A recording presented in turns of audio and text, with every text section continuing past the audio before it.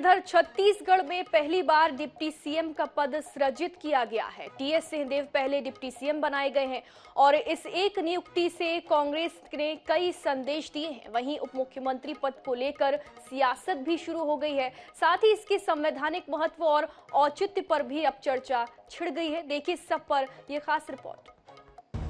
TS Singhdeo को deputy CM पद की जिम्मेदारी देने के पीछे कांग्रेस का पावर शेयरिंग फॉर्मूला तो है ही, सरगुजा की 14 सीटों को साधने की रणनीति भी है।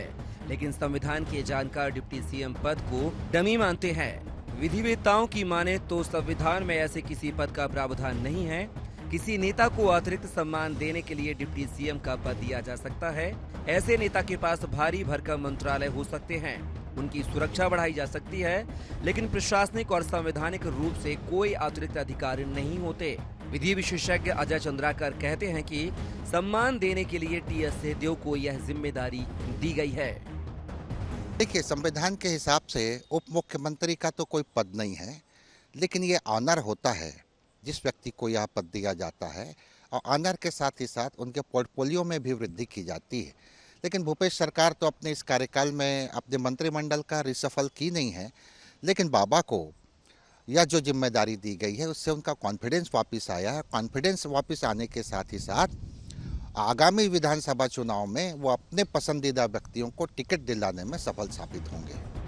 यूं तो टीएस सिंहदेव को डिप्टी सीएम बनाने के पीछे प्रदेश भर में टीएस समर्थकों को साथ लेकर चलने की कोशिश भी नजर आ रही है।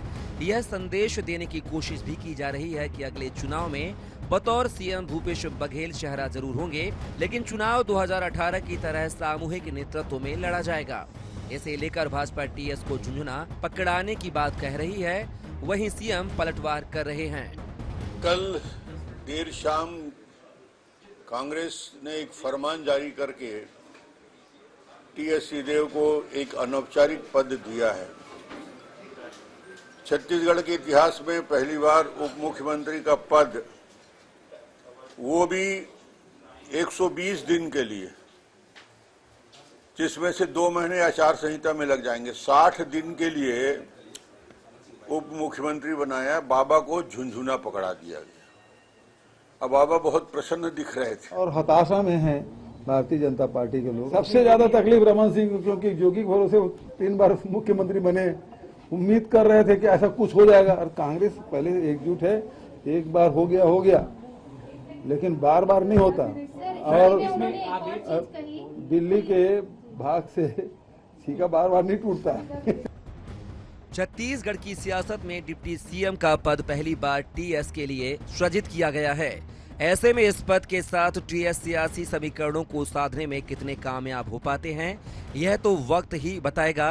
फिलहाल नई जिम्मेदारी से टीएस खेमे में उत्साह का संचार तो हुआ ही है, कांग्रेस एकजुटता का संदेश देने में भी सफल रही है। रायपुर से INS 24/7 के लिए गौरव शर्मा की रिपोर्ट।